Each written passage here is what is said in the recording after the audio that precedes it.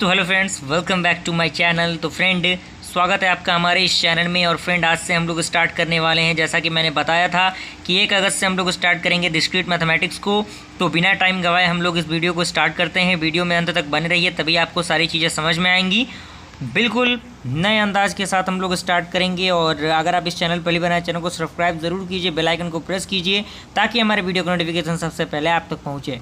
Start करते हैं हम लोग। तो सबसे पहले डिस्क्रीट मैथमेटिक्स पढ़ने से पहले हमें पता होना चाहिए कि डिस्क्रीट आखिर होता क्या है, और साथ ही साथ उसके एडवांटेज क्या होते हैं और उसके डिसएडवांटेज क्या क्या होते हैं, क्या क्या उसमें रूल होता है।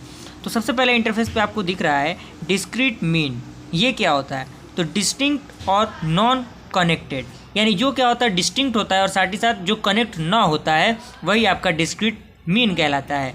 जैसे अगर हम बात करें एग्जाम्पल की, तो नेचुरल नंबर आर डिस्टिंक्ट, जिसमें आपका वैल्यू आएगा 1 2 3 अप टू जितना भी टर्म तक, and real number are not distinct. जो आपका नेचुरल नंबर होता है वो आपका डिस्टिंक्ट होता है, लेकिन जो आपका रियल नंबर होता है वो आपका डिस्क्रीट होता है। आई होप यहाँ तक क्लियर हुआ हो।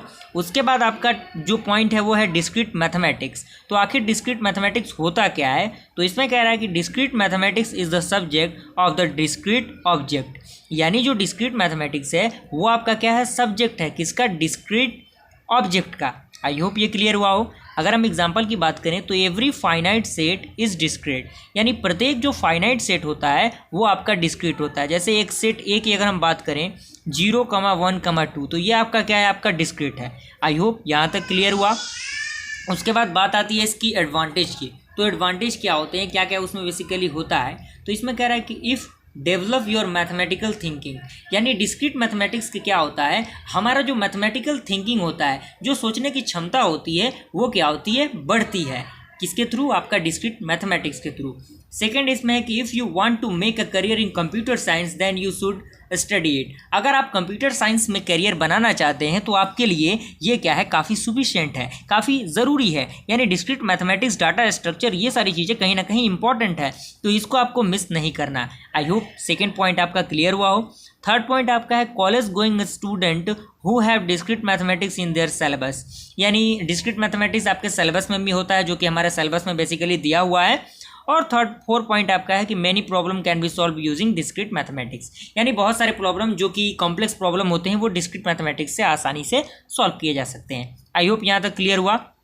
एग्जाम्पल की अगर हम बात करें, finding the shortest path of 2 object, यानी 2 ऑब्जेक्ट के बीच में जो डिस्टेंस फाइंड करना होता है शॉर्टेस्ट, तो उसे हम डिस्क्रीट मैथमेटिक्स के थ्रू फाइंड कर सकते हैं। सेकेंड एग्जाम्पल है ड्राइंग ग्राफ विथ कंडीशन, यानी जो भी कंडीशन होती है, जो कि ग्राफ हमें ड्रॉ करना होता है, उसको हम डिस्क्रीट मैथमेटिक्स के थ्रू क्या कर सकते हैं? ईजिली ड्रॉ कर सकते हैं। थर्ड पॉइंट इसमें कह रहा है कि you are not allowed to left pen, यानी आप क्या कर सकते हैं? कोई भी लेफ्ट पेन को अलाउ नहीं कर सकते। इसी का ए पार्ट है इसमें। और बी पार्ट कह रहा है कि you are not allowed to repeat ads, यानी आप क्या करेंगे? जो भी ऑब्जेक्ट है, जो भी पार्ट आपका पार्ट है, उसे आप क्या करेंगे? रिपीट नहीं करेंगे। आई होप यहाँ तक क्लियर हुआ हो आपको। चलिए अब लोग हम बेसिकली सिलेबस को स्टार्ट करते हैं, जिसमें सबसे पहला टॉपिक आता है सेट। सेट टॉपिक से आप पहले भी रूबरू हो चुके होंगे, जो कि क्लास 11th अगर आपने बेहतर तरीके से पढ़ा होगा।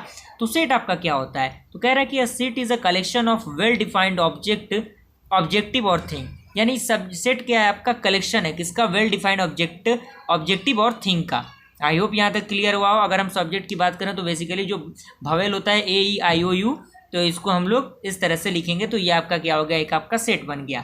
टाइप ऑफ सेट कितने प्रकार के होते हैं? तो बेसिकली आपको पता होगा, एक इम्पटी होता है और दूसरा आपका होता है सिंगलेटन सेट। इम्पटी सेट में क्या होता है? इम्पटी मतलब खाली, जिसमें कोई भी एलिमेंट ना हो। तो उसमें कह रहा है कि ये set having no element is called as empty set. वैसा सेट जिसके पास कोई भी एलिमेंट ना हो वो आपका एम्प्टी सेट कहलाता है। और एम्प्टी सेट को हम साई से या फिर वैकेंट इस तरह से हम लोग डिनोट करते हैं। यहाँ तक क्लियर हुआ हो। इसमें सेकंड ये पॉइंट है कि सिंगल्टन सेट क्या होता है? A set having only 1 element is called singleton set, जिसके पास क्या होता है? केवल एक एलिमेंट होता है, वो आपका सिंगल्टन सेट कहलाता है। यहाँ तक आई होप क्लियर हुआ। फ्रेंड, आपका अगला जो पॉइंट है वो है आपका सबसेट, यानी पहले तो सेट हम लोगों ने जान लिया, टाइप ऑफ सेट को जान लिया। अब जानते हैं कि सबसेट आपका आखिर होता क्या है। ये सारी चीज़ आप पहले पढ़ चुके होंगे क्लास 11th में, बस ये सारी चीज़ें आपको रिकॉल हो रही हैं। तो a subset is called a subset, a set is called a subset of a set B if जो आपका कोई भी सेट अगर ए दिया हो वो सबसेट ऑफ बी होगा कब, जब आपका ऑल एक्स बिलोंग करे ए को और एक्स बिलोंग करे बी को, दोनों बिलोंग करें and it is represented by A of belong to B और इक्वल टू बी।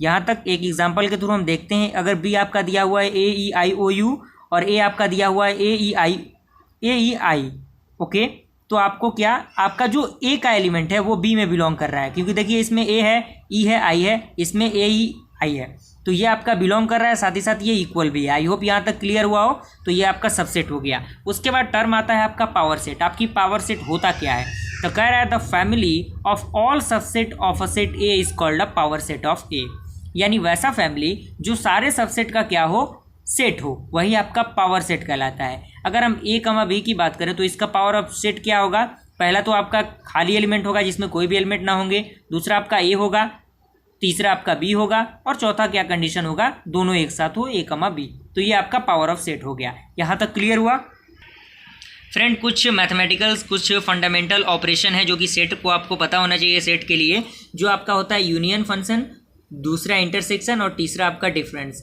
यूनियन यानी ए यूनियन बी, ये आपका यूनियन का सिंबल है, ये आपका ए इंटरसेक्शन बी इंटरसेक्शन का ये सिंबल है, और ए माइनस बी आपका डिफरेंस का सिंबल है। यहाँ तक क्लियर हुआ। अगर हम बात करें एक्स की, तो X is belongs to A और X is belongs to B, तो ये आपका दोनों क्या है, यूनियन के कंडीशन में एक्स का जो एलिमेंट होगा ए को बिलोंग करेगा और बी को भी बिलोंग करेगा। आपका इंटरसेक्शन कहने का मतलब क्या है, X is belong to A and X is belong to B. और कहने का मतलब अगर और रहेगा तो ये सिंबल और एंड रहेगा तो ये वाला टेक्निक हम लोग अप्लाई करेंगे। ए माइनस बी कह रहा है तो X belongs to A but X not belongs to B, यानी एक्स जो होगा वो ए को बिलोंग करेगा लेकिन बी को बिलोंग नहीं करेगा। अगर Cartesian product of two set की अगर हम बात करें, ए क्रॉस बी दिया है तो एक्स कमा वाई, और ये आपका इस तरह टर्म करके आप लिख सकते हैं इसे। तो यहाँ पे आई होप थोड़ा सा आपको दिक्कत होगा, लेकिन डायरेक्टली अगर हम एग्जांपल के थ्रू समझने की कोशिश करें तो दिया हुआ है ए कमा 1 कमा 2 बी 3 कमा 4, तो ए क्रॉस बी आपका क्या होगा, एक बार 1 के साथ 3 का मल्टीप्लाई और एक बार 1 के साथ 4 का, तो 1 कमा 3 कमा 1 कमा 4, उसके बाद 2 का 3 के साथ, उसके बाद 2 का 4 के साथ, 2 के 3 के साथ, 2 का 4 के साथ। तो यहाँ पर आई होप कंप्लीट हुआ। आई होप यहाँ तक कंप्लीट हुआ। इससे नेक्स्ट लेक्चर में हम लोग कुछ इंपॉर्टेंट क्वेश्चन को प्रैक्टिस करेंगे। आई होप ये वीडियो पसंद आए। वीडियो को लाइक कीजिए और चैनल पहले बना चैनल को सब्सक्राइब कीजिए। फिर मिलते हैं अगले वीडियो में, तब तक के लिए थैंक यू।